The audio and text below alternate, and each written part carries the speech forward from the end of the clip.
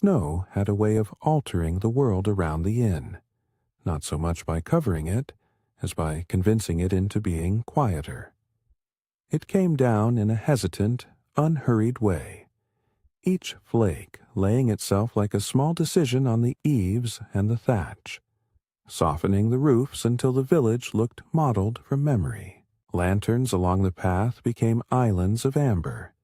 Steam rose from the onsen in pale ropes that braided themselves with the night air, and then loosened again, as if the hot water were exhaling secrets it did not intend to keep.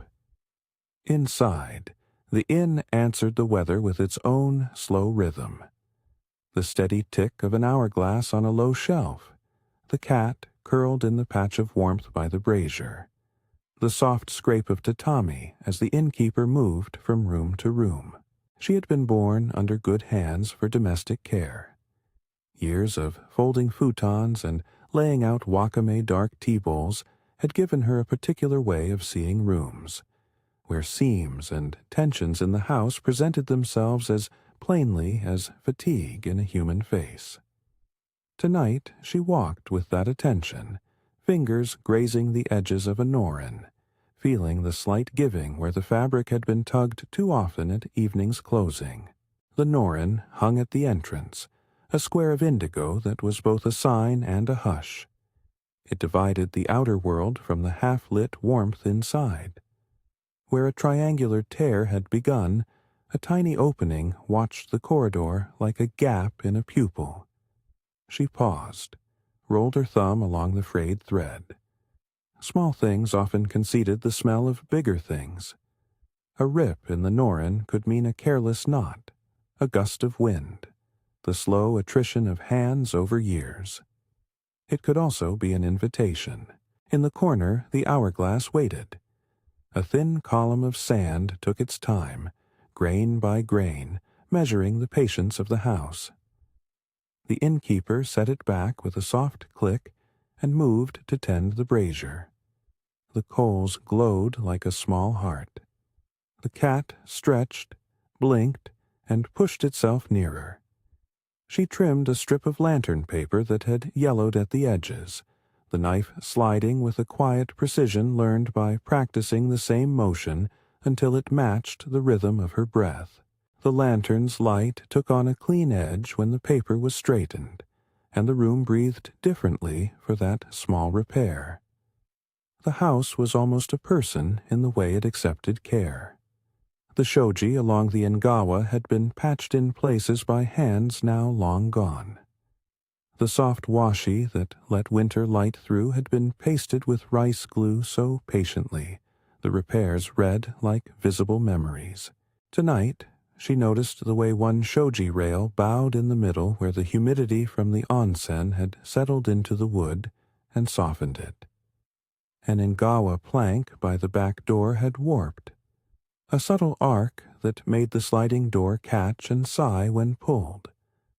The warping sent a small sound along the floorboards that she knew by heart and could not ignore. She made a list on a scrap of washi, the kind of list that was not for the ledger but for attention. Noren, tier at lower left. Shoji, rail softened in south room. Engawa, plank warp near kitchen. Futon, slight sag in guest futon B.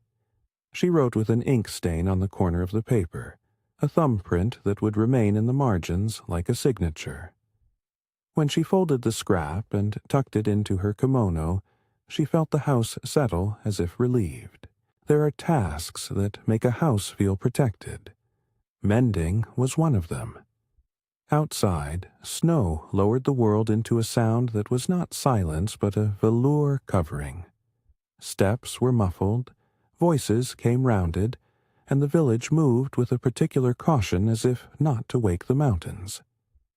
A few neighbors had already sent small offerings by way of the onsen route, a box of daikon from the elder, the roots halved and salted in a jar of their own, a bundle of twigs and woven support slips from the gardener, a box of oddments left carefully on the neighbor's porch, brass grommets of varying sizes, lengths of coarse thread, a spool of beeswax, a length of hemp cord, a small tin of charcoal for the paste.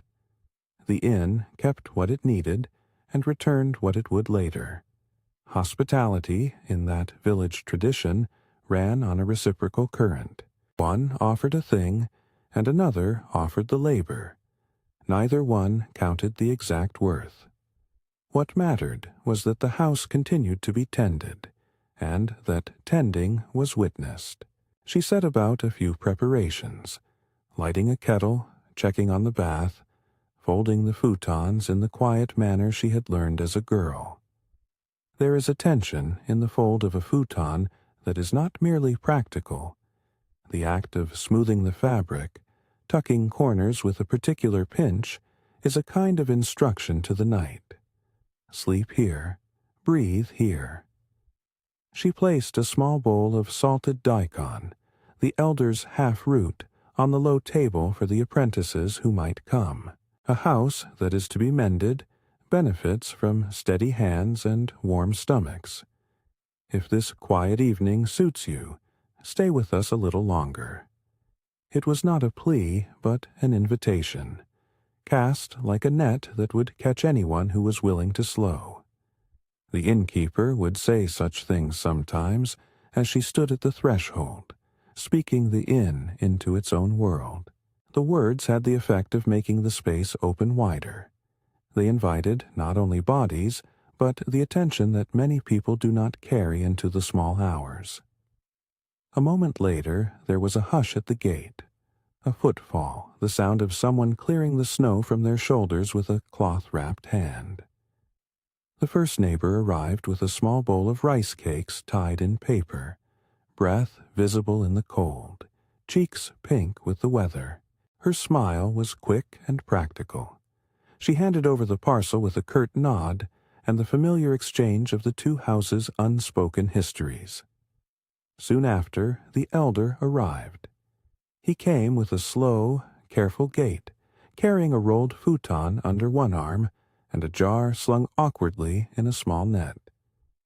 He had been the keeper of stories and small laws of hospitality for a generation. When he laughed, it sounded like pebbles from a stream.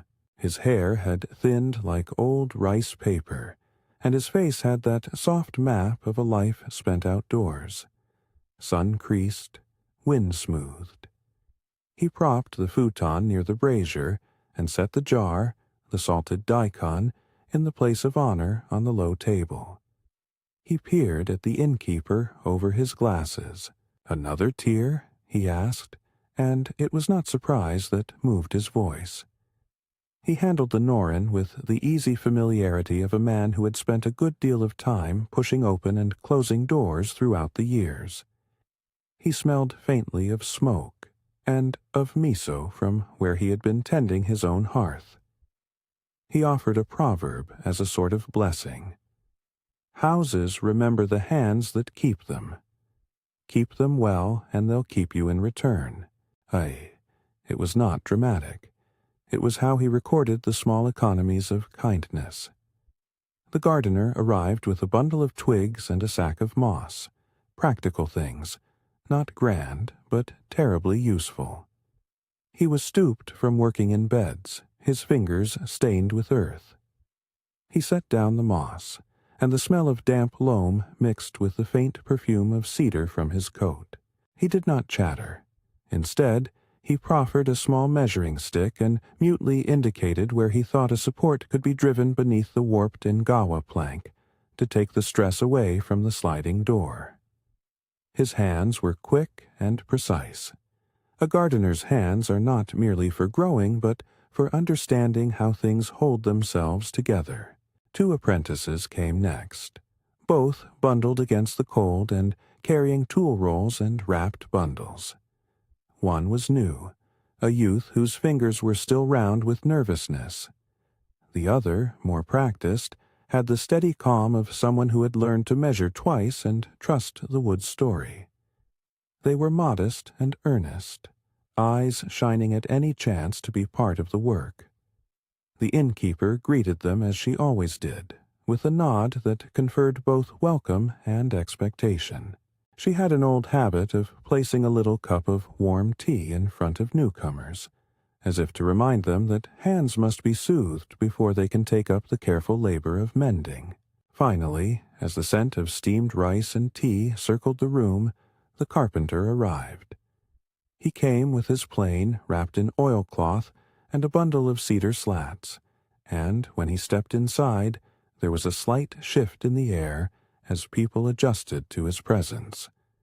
He was calm in that measured way of craftsmen who find steadiness in the weight and balance of their tools. His hands bore calluses, not raw but like small topographical maps, and he set his pack down with a sound that announced his readiness. He removed his hat, showing a head of hair that had gone salt at the temples, and smiled with a modest humor. "Wood tells you what it wants," he said by way of greeting, and his voice carried the low authority of someone who could listen to the grain. There was a communal ease to their arrival, a ritual in opening packs and unrolling tools on the low work table. The innkeeper moved among them, dispensing hot tea and small slices of daikon. She unfolded the scrap of washi with the list and set it on the table so everyone could see. They leaned in as if there were a map of the evening. The Noren was at issue first, and it was a small tear, yes, triangular near the lower corner. But tears are instructive. The way they start can tell you about weather and human habit, and the strength of the weave. The apprentices looked at it like students at a chart. "Visible mending," the elder suggested when the carpenter contemplated the Noren. "Let the repair show." He tapped the cloth with a finger so the indigo shivered. The visible stitch is an ethical practice in the village. A repaired garment does not hide its history. It displays it as proof of care. Visible mending is like a line of honest punctuation in the house's story. The innkeeper nodded. She liked visible stitches. There is humility in making something last by showing where it was weak. She had herself been mended in small ways over the years, by friends who tied parts back together, and by guests who left a small note of gratitude tucked into a futon. "It's part of the house's face," she said softly. "We ought to mend it in a way that lets it speak of our hands." They set up a corner as a workshop, a low bench near the brazier, a lamp with fresh washi paper to throw clear light, and an assortment of needles and threads laid out on a small cedar board. The carpenter produced a spool of hemp and a length of matchweave silk. The gardener produced, improbably, a small thimble and a pair of circular brass grommets that had been used for fastening. The neighbor, with oddments, who appeared just then leaning on the frame of the doorway, unpacked a tin of beeswax and a tinier tin of the paste charcoal that would help in smoothing the washi to shoji frames later. They made tea and ate rice cakes and eased into a kind of working conversation that meandered between instruction and small stories. The elder told of a night long ago when a Noren had been repaired with bright thread after a fox had dragged at it, and everyone had taken turns to stitch so that the pattern across the mended place looked like river ripples. The apprentices listened with a kind of religious attention. There are stories in that village that are not merely told, but demonstrated through needlework and shared tea. As preparations continued, the innkeeper moved between tasks with the subtle choreographies of practice. She warmed her hands over the brazier before taking up the needle. She rolled the hemp thread gently on her palm and brought beeswax to it, running the thread against the wax until the fibers drank in the oil and the thread took on a dull, resilient sheen. Waxing thread is a small ritual. It makes the stitch sit in place like little bridges between brokenness and keeping. The apprentice, who was new, watched this part as if watching the first time someone shows you how to breathe. The carpenter began to speak in fragments of instruction, letting his hands demonstrate what his words could not quite capture. He showed the apprentice how to plane a slat until the curl of shavings came off in a clean, continuous ribbon. How to listen to the sound the plane made against the wood. That low singing that tells whether you are taking too much or too little. You look at the grain until it tells you, he said. He did not rush. He placed a slat across the low bench, braced it with a wooden dog, and passed the plane along with a slow and sure rhythm. The shavings gathered like pale confetti. Apprentices learn in that village by gestures more than by books. The first tries are clumsy, but then the hand aligns to the motion, and a kind of conversation begins between tool and wood. The apprentice's first plane left crooked shavings, but the carpenter's fingers found the tremor and steadied it with a touch. More weight on the forward foot, he murmured. Not so much a command as a note to be taken up.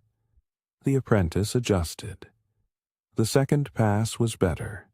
The innkeeper told the younger apprentice to rest the thread on her thumb, while she demonstrated a particular throw of a needle. A running stitch that would be visible but taut enough to bear strain. Visible mending for the Norrin was decided upon. A series of large stitches, spaced and regular, crossing the tear like a ladder rung. Not to hide, but to make a seam that could be admired for the steadiness of the hands. They chose a thread that was slightly paler than the indigo, so that the repair would read at a glance. The elder produced a small thimble, worn at the top. He placed it on the new apprentice's finger with a smile that was equal parts teacherly and indulgent. The apprentice accepted, cheeks warming. The innkeeper offered a small piece of washi to rest the needles on, and she smoothed it out as if preparing a shrine. Conversation went on in the small domestic way of such nights.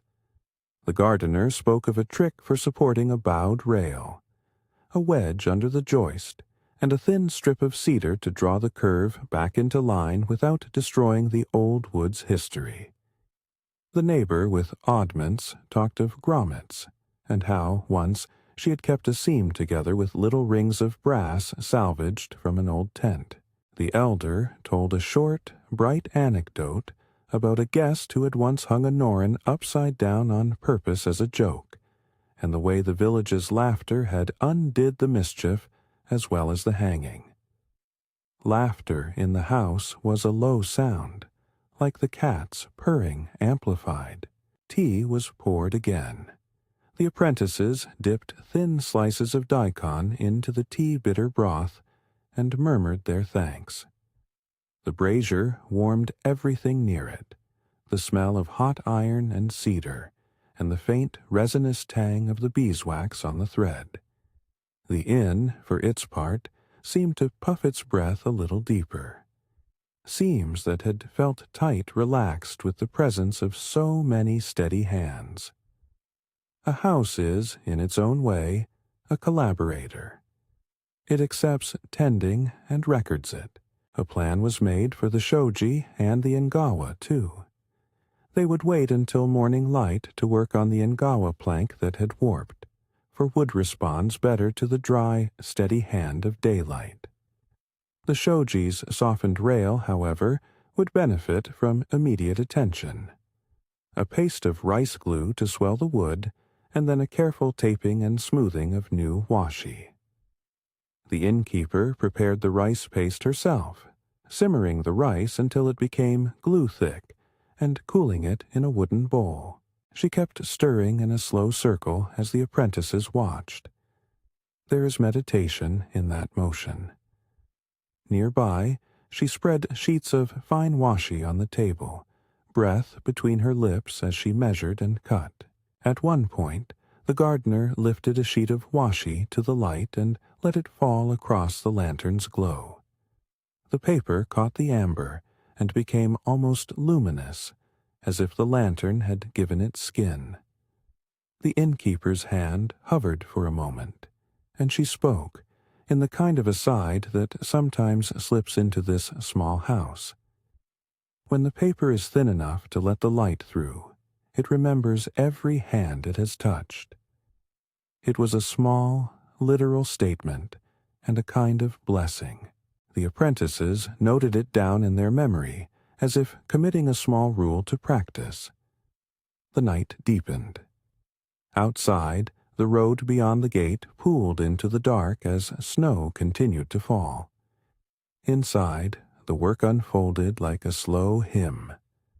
The carpenter took the measurements of the Ngawa and sketched a small plan, not with rulers but with his eye and a few quick lines. "Measure what the door needs, not what you thought it should be," he said. It was precise advice wrapped in a manner of attention, to pay heed to actuality rather than expectation. The apprentice recorded the phrase in a black smudged notebook as if it were incantation. They worked into the night on the Noren. The stitch sequence began with a gentle knot, a stitching in and out like the slow counting of a rosary, though this was surely craft and not prayer. The innkeeper's fingers were practiced. She took the needle and threaded the hemp until the wax drew the fibers together and they contracted into a smooth rope. The apprentice, who was new, tried to follow the direction of the innkeeper's hand, and found that hands learn better than eyes instruct. He stumbled at first, the needle catching the indigo fibers, but the elder's steady hand corrected him without fuss, guiding his wrist more than his words. Visible seams formed across the Noren, a pattern of patient lines. When the carpenter looked on, he nodded and offered a small correction. Less tension here, more pronounced tacking there, that made the fabric lie without puckering. It is a careful balance. Stitches that are too tight will pull the thread into the cloth and make the mend vanish. Stitches that are too loose will render it weak. The visible stitch must show its presence and yet hold. They made a circle around the Noren and worked as if in concert, a chorus of motions, the thimble clicking, the beeswax creaking slightly where fingers warmed it. The cat watched, one eye half closed, as if it comprehended the ritual. As the night unfolded, the inn received a faint knock that was not the household's rhythm, a small sound on the verge of being drowned by the snow. The innkeeper moved to the threshold, and the hush outside made the moment feel as if someone had turned a page. There was a figure at the gate, shoulders powdered with snow, hair matted from the wind. The innkeeper's face softened, and she stepped out with a towel slung over her forearm before untying the Noren and letting the stranger in. He was a quiet sort, carrying nothing but a small satchel and an expression of weariness that had read the road in the way the village did. The stoop of the shoulders, the slow blink, the way his hands curled as if to keep warm. He accepted the towel, bowed once, and allowed the warmth to gather around him like a cloak. They offered him the onsen without ceremony. "Remove your clothes, ease into the water, we will bring tea afterwards." He took what was given with the grateful form of someone who had not expected such courtesy, and therefore regarded it with the kind of astonishment that is its own soft joy. After the bath, he sat by the brazier, drying his hair with the towel as if it were a ritual that belonged more to humility than comfort. He ate quietly, took only a small plate of rice and a slice of daikon, and left a folded coin on the bench in the morning for none of them to see yet. He murmured little thanks, and watched the people at work as if it were relief to belong, even for a few hours, to a room where hands moved in common purpose. The innkeeper stepped back into the circle of work, and the Noren took on a new quality. It hung not only as a room divider, but as the house's face that had welcomed someone in and kept them safe. The apprentices felt this seam between private and public, between serving and receiving. The elder coded that feeling with an observation. Shelter is not merely a roof. Shelter is a measure of who you allow through your door. He did not mean it as a dogma, but as a practical test. Hospitality is as much about being able to receive work and offerings as about giving them. They worked late, the brazier now a low pool of coals. The apprentices learned how to tie off a knot so it would not untuck. The gardener showed how to take humidity out of wood with small wedges and the careful application of heat before a fit. And the carpenter taught the particular grace of planing the last sliver that will set a door to slide without sticking. The innkeeper herself measured the placement of stitches with a little rule. She had once made a mistake in a visible mend. Too few stitches that left the tear looking like an unfinished thought. And since then she had become exacting with her spacing. This night her stitches were soft and regular, and when she held the Noren up to the light, the repair looked like deliberate embroidery. As midnight neared, they turned to the shoji and prepared the paste.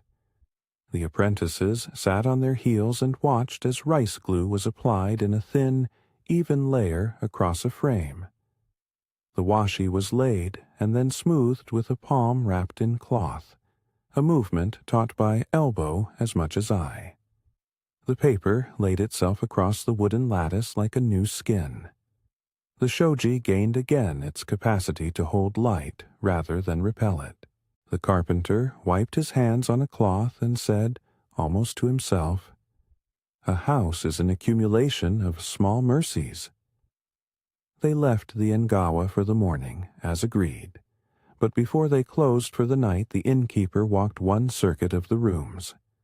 She opened each futon, placing a small sachet of dried herbs within, checking that the teacups were set for the morning wash, and smoothing the last dust from a low bookshelf, where a single paperback sat as if inviting the hand to open it at dawn.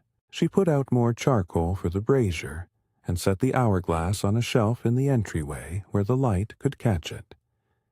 She liked the way sand moved in the hourglass, patient and impressive in its tiny insistence. There is a lesson in that slow movement, a reminder that mending often proceeds in grains rather than lumps. When she returned to the table, the Noren hung with neat stitches. The shoji had been repaired so that it presented its pale face to the night. The carpenter removed his plane from its oilcloth and set it aside.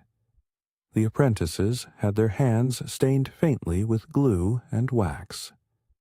The stranger slept at length, his breath even, and the towel tucked about him like a small flag of gratitude. Outside, the snow softened the world into a continuing hush, and the house exhaled. They slept in the certainty that the morning would bring carpentry and the replacement of the Engawa plank. There was comfort in that known work, for routines are the architecture of a village's inner life. The elder circled once more and put his hand on the inn's threshold as if blessing it with the human friction that comes from a life kept together.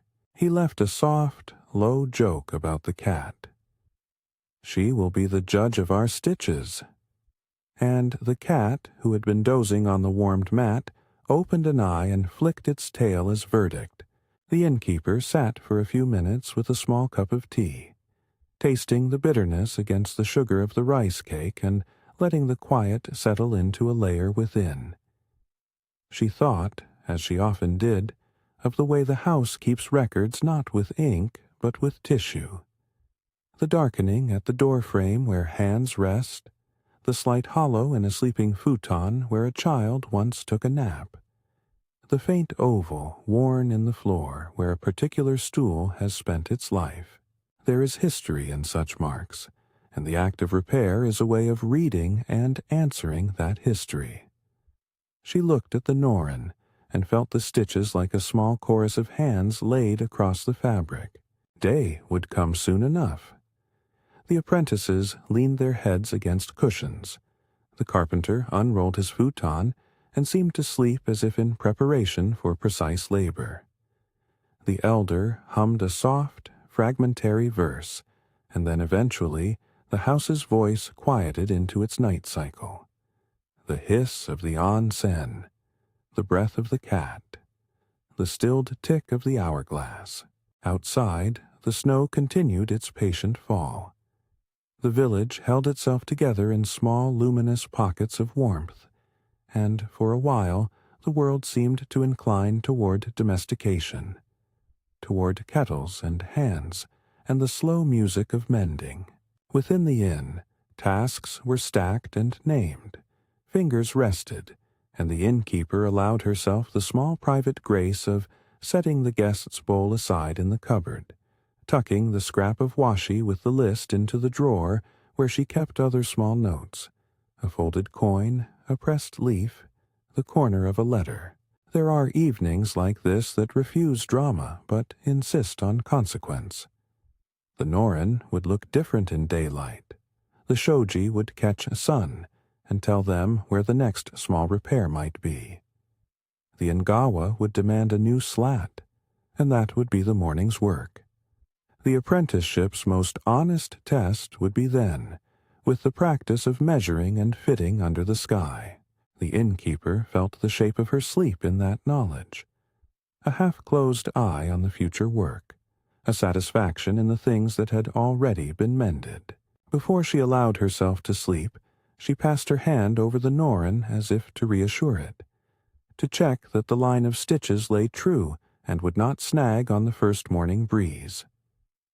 The fabric, indigo and slightly heavy with the night's moisture, obeyed her touch and swung back into place like a small, obedient thing.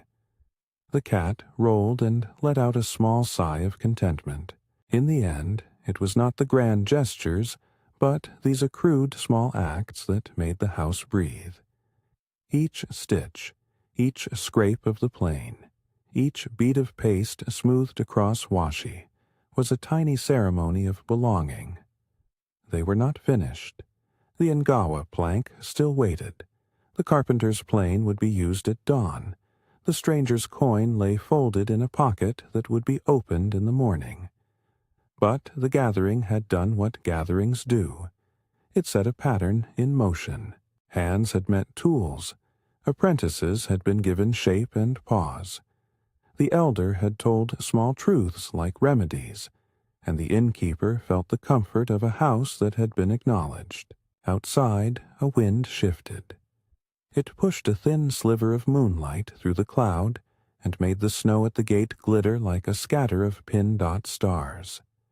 The inn, content, or perhaps merely practical, settled into a patient, waiting silence. The hourglass finished its descent, and the innkeeper stood to reset it, not with haste, but with the calm knowledge of someone who knew that time in a house was not merely measured, but spent. As she set the hourglass back to its beginning, she listened for the sound that would tell her whether wood and fabric had concurred with their menders. There was a faint creak from the Ngawa, a quiver that said work was still required, and she smiled, because a house that asks for attention is one that will be loved into more life. She blew out the small corner of the lantern to keep the light from burning low, and lay the needle she had used on the cedar board where the apprentices could find it. The night had more hours yet. The dawn would bring its own concord. The innkeeper thought, in a quiet cadence, of the fairy tale that had hovers over the village. Not of dragons or sorcerers, but of a place where ordinary acts hold mystery if seen with patient eyes. The steam from the onsen, by then, had settled into a line like a ribbon over the surface of the water, and it looked, in the moonlight, as though the world had stitched itself together with a single, luminous thread. The house listened, and listened back. In the morning, the carpenter would choose the plank, and the apprentices would learn how to set a board into history without erasing the marks of time. for now, there remained the low music of shared space, and the knowledge that work, when shared, becomes a small, potent kind of enchantment. The inn held its breath, waiting for daylight to sharpen hands and reveal the small details that only a close eye could see. The village, meanwhile, slept under the thoughtful snow, and the house exhaled again, steady and content. Dawn came slow as a careful promise. The sky over the ridge was a pale, washed linen, and the snow, which had gathered in a muffling hush, now held a faint suggestion of sun, as if someone had rubbed a fingertip along the cloud and left a thin trace. Inside the inn, the brazier surrendered a coal's soft heat. The cat uncurled and stretched, kneading the mat with paws that made no sound at all. The apprentices rose first, rubbing the sleep from their eyes with the same methodical slowness with which they had wrapped the day's tools the night before. The innkeeper moved with them, not hurried but attentive, carrying a small porringer of tea and an extra cloth for the hands that would soon meet wood. Outside, the path had already taken on the day's first work. Boot tracks that dimpled the crust of snow and then filled again, like a script being written and erased. The carpenter, true to his habit, was waiting at the gate with hands wrapped in cloth and a bundle of planks under his arm. He had chosen a piece of aged cedar from the shed, the grain close, fine and patient, the boards cut and left to season until they had the right voice. He set them down with the soft, exacting care of someone who knew what a plank could say to a threshold. They made a small plan in the entry. It was never more complicated than the work required. The old Ngawa would yield its warped plank with a low, complaining creak, and they would slide a new board in. No more, no less. But the art lay in the measure of that slide. The board needed to fit like a promise, not like an apology. The carpenter placed his hand on the plank and ran his thumb along the edge. There are tests you learn with your skin. The humidity that has sat into a joist will express itself in a hair's breadth of give. He drew a short line with a charcoal stick and then set the apprentices to the first task, the lifting. Lifting a plank is not brute force, but choreography. The carpenter showed them where to set their hands beneath the old board, and how to tilt so that the joist could be felt, rather than merely observed. One man took the instruction with a tentative grunt. The other, more practiced, eased his body underneath and lifted smartly, like a dancer finding the beat. The old plank came free with a soft sigh, a sound that the innkeeper registered as you would a relieved breath. Its underside was dark with years of warmth and small forgotten crumbs that had fallen from meals years ago. They set it aside with respect. Underneath, the joist carried its own ledger, faint grooves where a stool had sat for decades, a small series of notches left by a child's toy, a crescent where a kettle had once been set too close and scorched the surface slightly. The carpenter ran his fingers along each mark as if reading a tidy domestic history. Every house has handwriting, he told the apprentices, and they listened because the statement contained the kind of truth that was small and necessary. Choosing the replacement involved a minor ritual, to hold wood to light, to look at the ring of its age, to say aloud that this one would keep. The carpenter picked the plank that had been cut the previous season and left to rest under cedar shingles until it had calmed. He passed the end of it beneath his nose. There was a resinous sweetness, a smell that settled into the body and said, in a way difficult to translate, "This will do." He set it in place upon the joists and let its length lay over the curve that had caused the sliding door to catch. Now the slow work began. A precise fit requires removing the barest fraction of material. The carpenter handed the apprentice a plane and showed the proper stance. 1 foot forward, the other back, weight distributed, so the tool moved like an extension of the arm. He demonstrated the first shaving, pushing with steady pressure until a thin curl peeled away.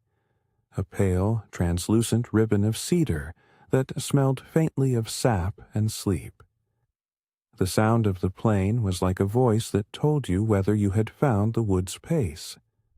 Too loud and rasping, too soft, and the edge only skimmed. The apprentice tried. His first pass made a coarse, broken shaving, and the plank stammered. The carpenter closed his eyes for half a breath and then steadied the boy's hand with a guiding touch, a minimal correction that was more like a suggestion than a command. They worked in turns. The shavings accumulated in gentle coils at their feet like slow confetti. Each curl caught the morning light and seemed to glow from within, as if the board were shedding a memory. The elder came to watch with his jar of pickled daikon under his arm and leaned on his cane, humming a small, approving sound. He had the sort of face that recorded small pleasures and small mistakes in equal measure. He made notes with his eye rather than his mouth. The apprentices found his presence comforting, a witness to the ritual of making things right. The carpenter spoke of tolerances. "We don't chase perfection," he said, not in defense of sloppiness, but in praise of consideration. "We chase fit. Fit is what keeps a house forgiving." He used the caliper to measure the depth where the board sat into the groove, its tips a cool touch against the wood. He explained the notion of spring, how a board, when underfoot, should allow a little life without giving way, an elasticity that makes a threshold feel lively and not brittle. The apprentice, who had slept poorly the night before, was suddenly intent, cheeks flushed with the concentration of someone who had found a line of work that asked for their entire attention. They cut the board to length with a saw whose teeth were patient and honest, each stroke leaving a whisper of sound. When the board fit the groove, they tested it by hand, slid the door back and forth over it, listening to the hiss of the threshold, counting the measures it took to open and close. There is a balance between offering resistance and inviting movement. Too much of either made a house unwell. The carpenter adjusted a hair's breadth, then another, while the apprentices watched every correction like an instruction being etched into muscle memory. While they worked, the house performed its own morning liturgy. The onsen's steam rose in a steady white ribbon, catching in the eaves and dissolving with a sound like distant sighing. Someone tended the kettle, stoking the flames to keep the water warm for the guest who had slept under the towel. The innkeeper moved between tasks with a constant, unobtrusive attendance. She checked futons, folded a mitsukumo with the practiced slide of her hands, fluffed pillows until they spoke of comfort, and set teacups in a quiet circle for when hands needed rest. Her voice was low when she spoke. She offered tea to the carpenter and a small slice of the elder's pickled daikon to the apprentices, the bitter sweetness steadying after exertion. At one point the carpenter paused and pointed to a small blemish in the board's edge, an old knot that had opened with time. "We will draw it," he said, using a term that sounded like magic because it reshaped a flaw into an opportunity. He reached for a thin wedge of matching cedar and fastened it into the knot with a wooden mallet, tapping gently until the patch lay flush. The apprentice watched, fascinated by the way a flaw could be given a dignified place rather than excised like an embarrassment. The patch sat like a small scar, functional and honest. Repair, in the village's terms, was never about making the new look old or the old look new. It was about conversation. Each intervention a line in a conversation that stretched across lifetimes. The carpenter's work on the Ngawa was a chapter in that conversation, and the apprentices were learning the grammar by practice. How to read the way wood speaks, the manner of the house's complaint, the patient language of planes and mallets. Between these lessons there were minor, gentle exchanges.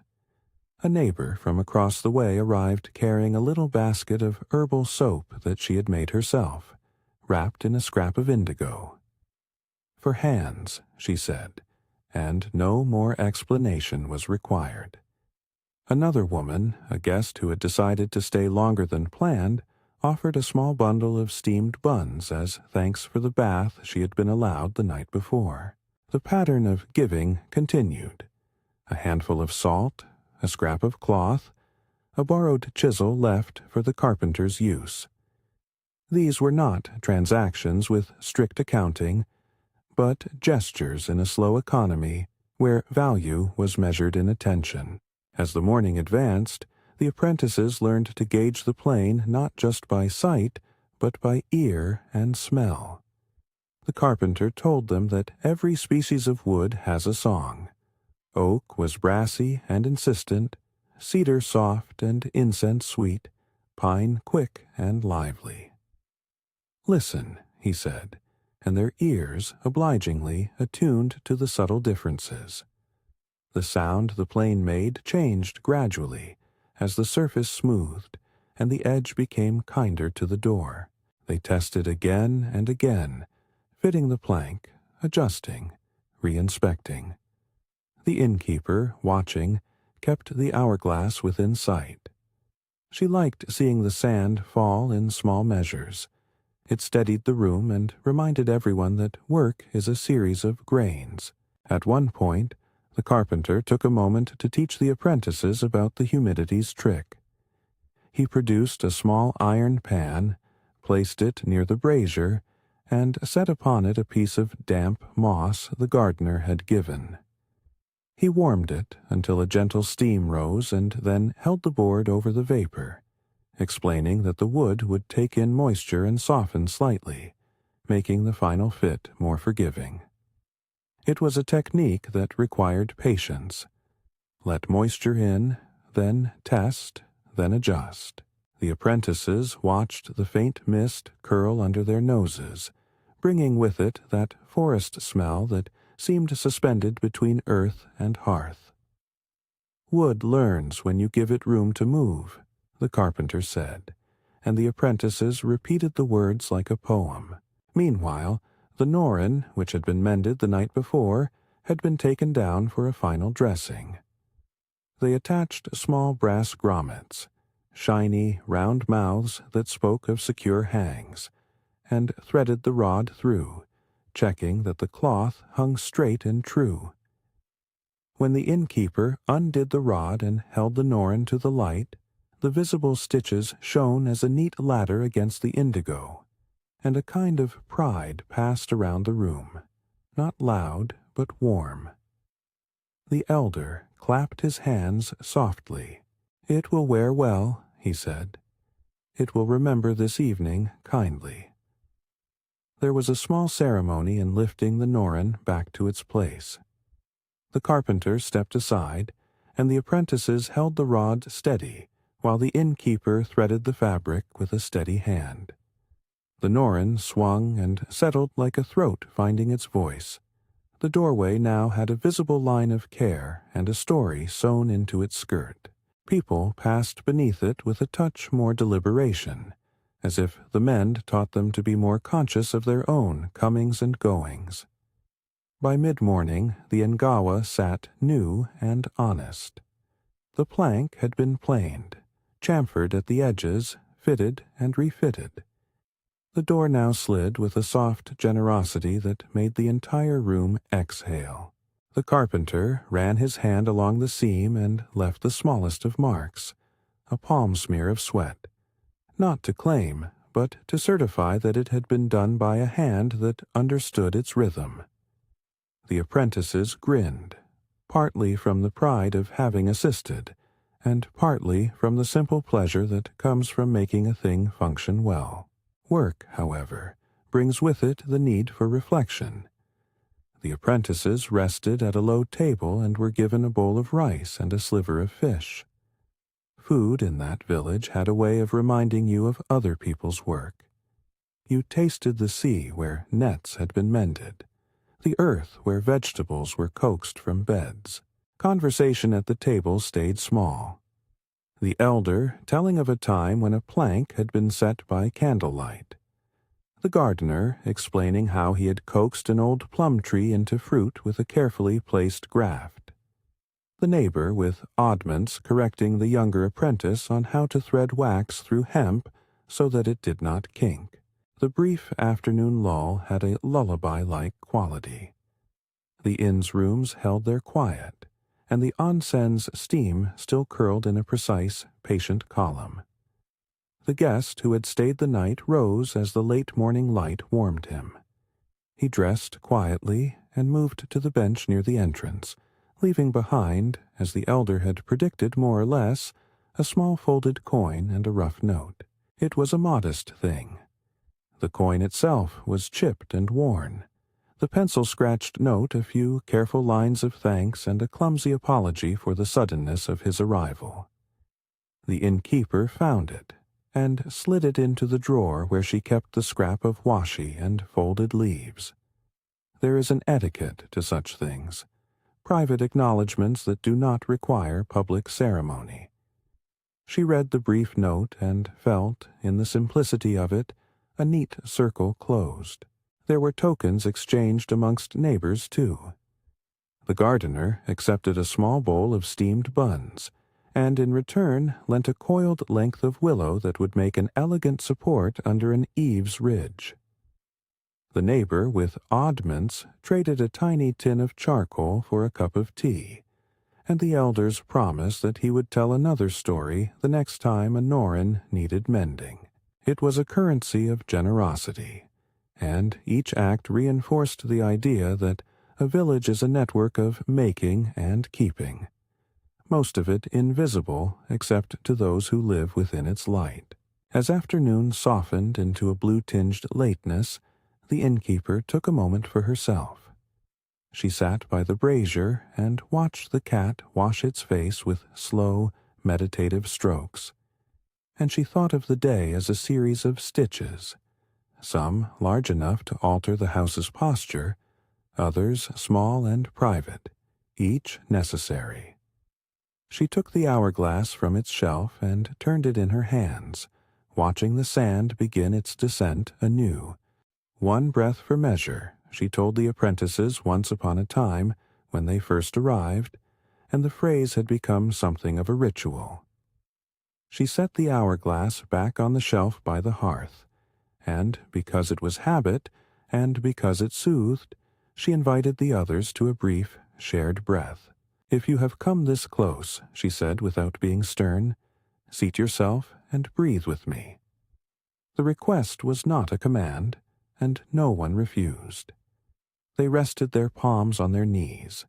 The innkeeper inhaled through her nose, slow, low, as if drawing the warmth of the brazier into her belly, and exhaled through her mouth, letting the breath sift out like sand. The apprentices followed, the carpenter, the elder, the gardener, even the neighbor with oddments sat down and matched the measure. A silence thickened, not empty, but full of small resolves.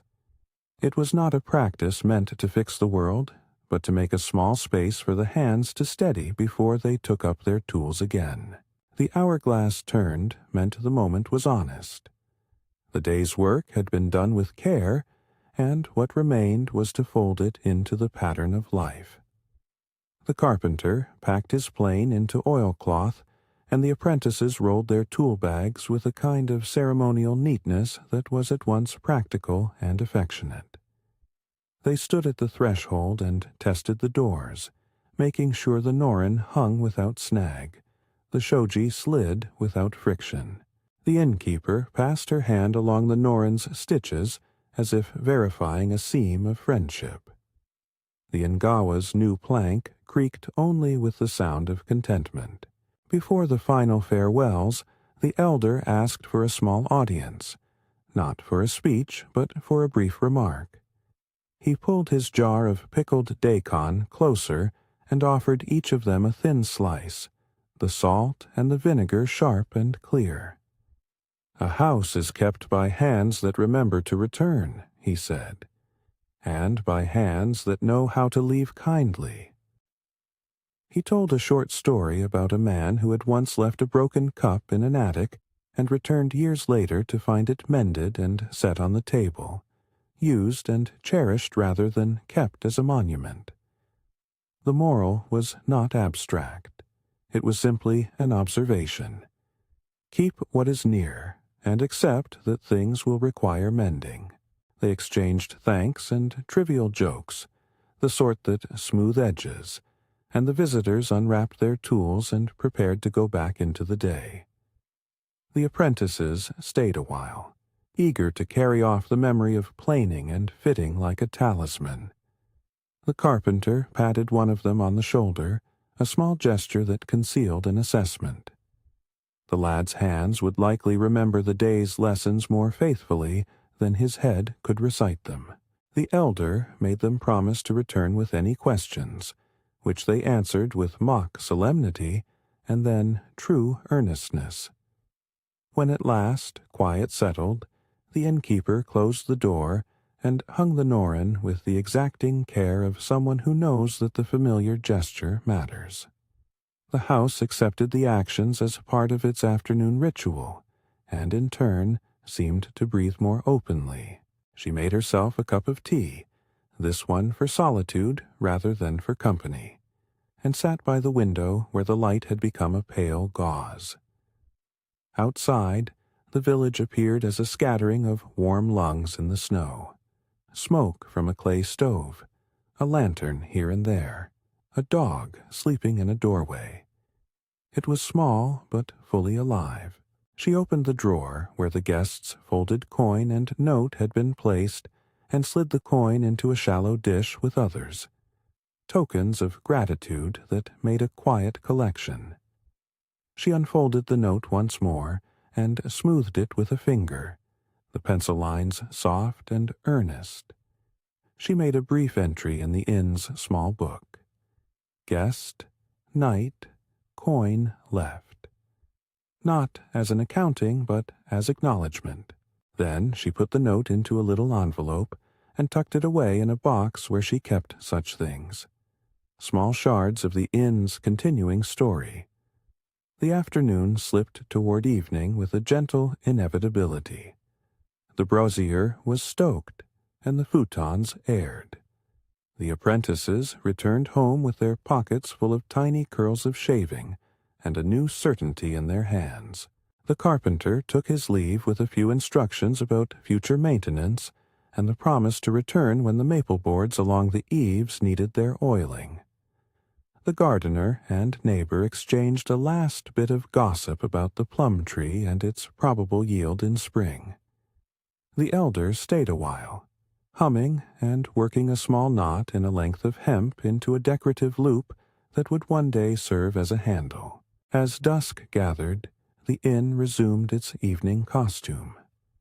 Lanterns were trimmed and new washi put to light. The Noren looked dignified with its visible stitches, now part of the inn's face. The onsen steamed at the back, its surface reflecting the lantern glow like a quiet pool of small stars. The cat took its appointed post by the brazier and blinked at the room as if presiding over the day's conclusion. They ate a simple meal together. Simmered greens, a piece of fish, rice. Conversation was sparse and comfortable, falling into those small, shared silences that mean more than words. The apprentices spoke about a place they had once seen where a craftsman had carved a handle so perfectly that the handle seemed to know the curve of its owner's palm. The gardener joked about grafting an apple onto a plum tree just to see what would happen. The carpenter, finishing his bowl, said only that the work would keep being what it was, steady and patient. The elder laughed at that and offered the small proverb he'd kept all day as a benediction. A house that is tended is never alone. When night finally took the village in its slow, soft hand, the innkeeper performed her final circuit. She checked the brazier's coals, folded the tea towels into neat triangles, and placed them on the shelf, and smoothed the futons one last time. She walked through each room, touching the back of a chair, tucking a stray thread into a cushion seam, placing a small sachet of dried lavender in a drawer so that the morning would awaken to its smell. She returned to the entryway and sat for a moment by the hourglass, watching the sand spill down in patient, grain-sized measures. If, at that hour, you found yourself at the inn's threshold again, you might have noticed something small and easy. The lantern light cast a warm, almost fairy-tale sheen on the snow, and steam from the onsen climbed against the sky like a ribbon. The Noren's visible stitches glinted in the lantern amber, each knot a tiny star. The house looked as if it had been sewn together for the night with the kind of care given to something precious. Because it had been sewn for that reason, they did not finish everything. The list of small attentions remained, scribbled now on fresh washi. One bowed shoji on the north room, a new set of grommets perhaps for the guest futons, a slight tuck needed at the corner of a particular tatami mat. But these were not failures. They were invitations for future congregation. The innkeeper welcomed such invitations because they meant more evenings like the one they had just had. Hands meeting tools, apprentices learning to listen to wood, neighbors bringing their oddments and humbling offerings. In the small hours she tucked the guest's note into a drawer and placed beside it the coin, as if to remind herself of the night's quiet covenant. She set the hourglass once more and allowed herself a final cup of tea. The cat, which had been the quiet arbiter of the evening's humor, leapt up and settled in her lap, purring in time with the brazier's residue. She looked out once more into the fairytale village. Lanterns like small, watching eyes, steam rising in ribbons, snow breathing in incandescent folds. The scene was lovely, not because it was fantastic, but because ordinary things had been attended to with a kind of ritual care that turned them into stories. It was the house that insisted upon enchantment, simply by being kept. Before sleep, she thought of the apprentices, and how their hands had changed over one day, from uncertain to more decisive. And she felt the slow contentment of having sent skill into the world. She thought, too, of the carpenter's quiet instructions, the gardener's moss, the elder's steady cheer. These were her community, not in grand formations but in small acts that accumulated into a livelihood of keeping. The inn would breathe and list and ask for help again, and she would answer it as she always had, with stitches, with planes, with tea, and a soft bed for those who needed it. There is a kind of closure in the everyday that reads like a fairy tale to those who notice. The magic here was not an alteration of law, but a reattunement of attention. Steam that thickened into a curtain of light, the Noren reparations like a map of hands, the Ngawa's new plank sliding with the dignity of a door that had been well made. When you leave a place like this in the morning, you carry less luggage and more feeling. You have the taste of daikon in your mouth, the warmth of a brazier still in the creases of your jacket, and the knowledge that there are people who will tend your small needs without fanfare. If this night soothed you, a quiet follow helps us share more evenings like this.